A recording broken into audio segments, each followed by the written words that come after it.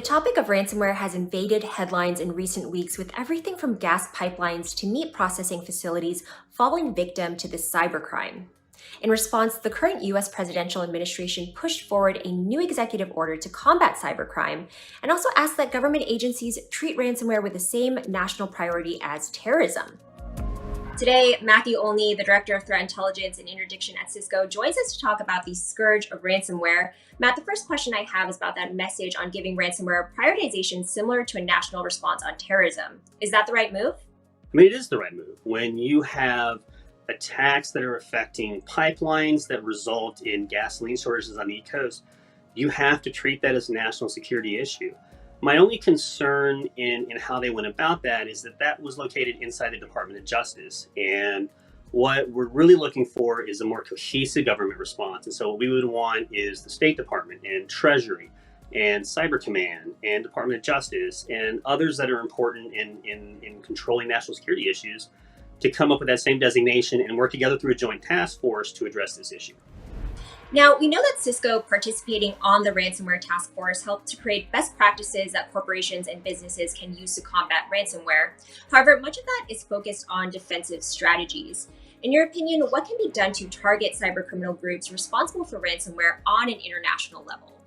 So at an international level, we've seen a lot of work through law enforcement, but we have to treat this problem as more than a law enforcement issue. We see that these groups are to some extent beyond the reach of law enforcement, and that's why their activities are so problematic.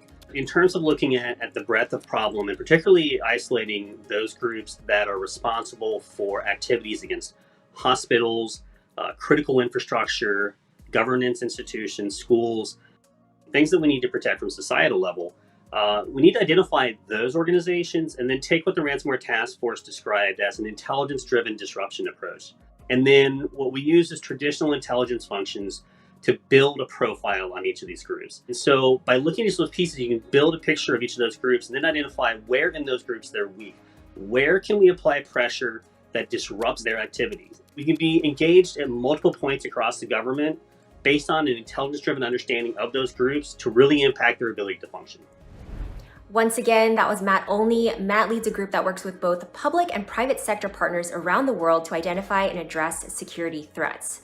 Cisco Talos gains meaningful and actionable insight into today's threat landscape by monitoring billions of web requests and billions of endpoint events on nearly 1 million networks while cataloging millions of new malware samples daily.